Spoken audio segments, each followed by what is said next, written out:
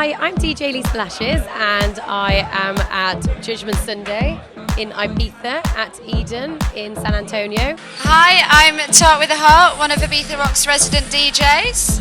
Hello, I'm Nicole Bear. I'm the resident for Ibiza Rocks as well, and we do the after parties as well. Hi, I'm Clara da Costa. We're at Ibiza Sonica Radio right now.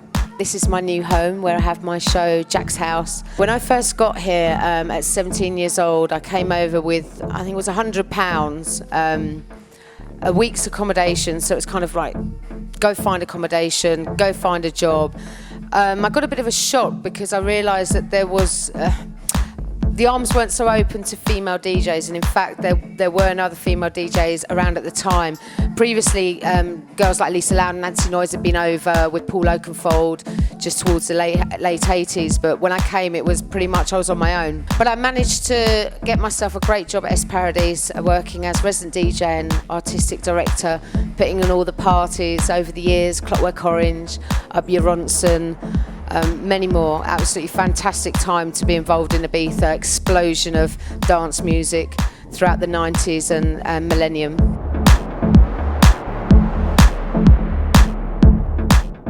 So my Ibiza history is, I think I've been coming to the island about 10 years or so. I started doing the God's Kitchen parties at Amnesia and a couple of parties in Eden, playing the pre-bars and things like that. And then I started up my own lash events about 6-7 years ago. And then they proved to be very hard work. It was sort of like a full-time job to keep coming over here every Sunday and running the events myself with my partner. So we decided to let Jules take over, and basically I now am his main resident over at Judgment Sundays. So yeah, it's a lot easier work. I just fly out on a Sunday, do my Friday, Saturday business, and yeah, it's a little less stressful and a bit more enjoyment. Yeah.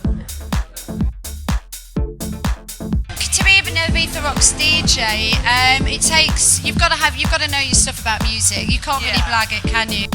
For me, like when the lineups keep coming through when we hear it just at the beginning of the summer, I get so excited, and I'm so excited about tonight. Like the Cortinas are next week as well, and that one's that I've been looking forward to the most. Yeah, I've been looking forward to that. I think it's just really important to you actually love what you're doing. Like before, I used to DJ.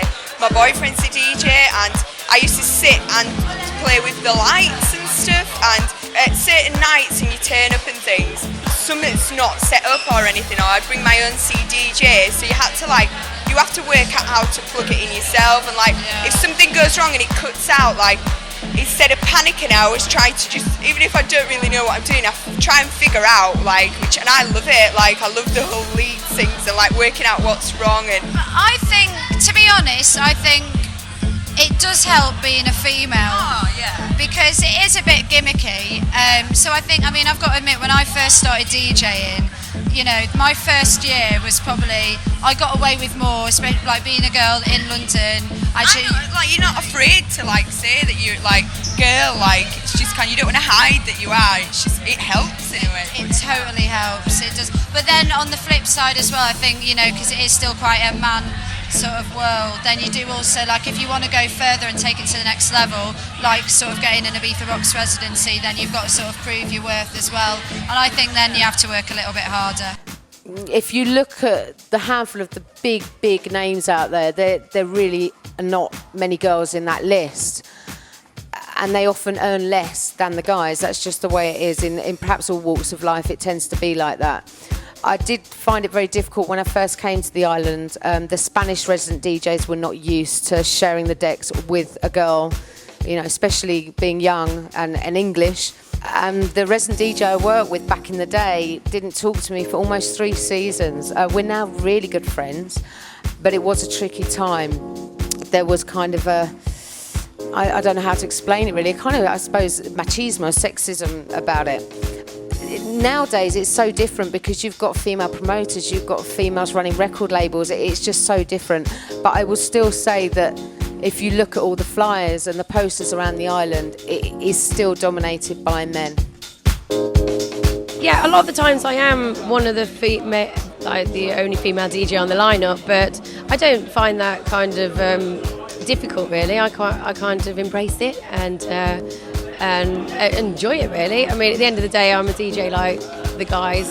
I don't think that promoters would book me unless they thought I was a good DJ really. It's, you know, even though I am a girl, you do have to obviously be really, really good at your job, because I think you get more criticism if you're, you know, because people just think that they get the job for how you look and stuff, and you know, all the girls make an effort, they are all gorgeous, but we can also play tunes as well.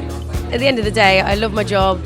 I go out, I like to dress the way I do because that's just the way I am. I'm kind of a feminine girl, and it's sometimes nice to have a bit of glamour behind the decks, I think.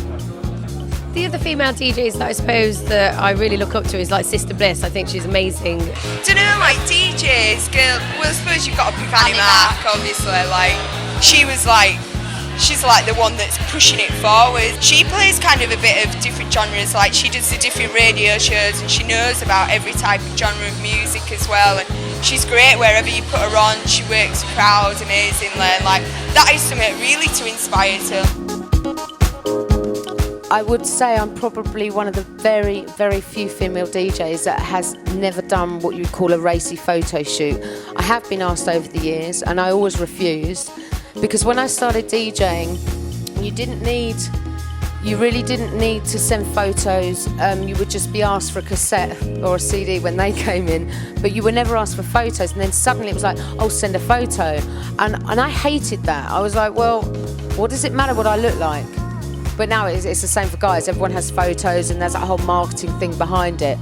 But, you know, I was always very, very against using my sex to further my career. Maybe it went against me. Maybe I, you know, could have reached even a higher point in my career, but I don't regret it at all, and I still would not go down that route of trying to sell myself through my sex. Absolutely no. If the music's good and people are happy with my music, that's all that's important to me. So what tips would I give to aspiring female DJs? Just to know that you do have to work really hard here. You've got to know your tunes. You can't just look pretty behind the decks, because you will not have a career out of that. You've got to probably know your tunes better than the guys, kind of thing, because people are very critical of why you're standing behind the decks and why they're not. It is a hard job, and I wish anybody luck really, because there's a lot of people out there doing it. But I think that we do need a lot more female DJs, especially in the top 100, because I'm the only one there at the moment, but I'm sure there's going to be some more this year, so hopefully.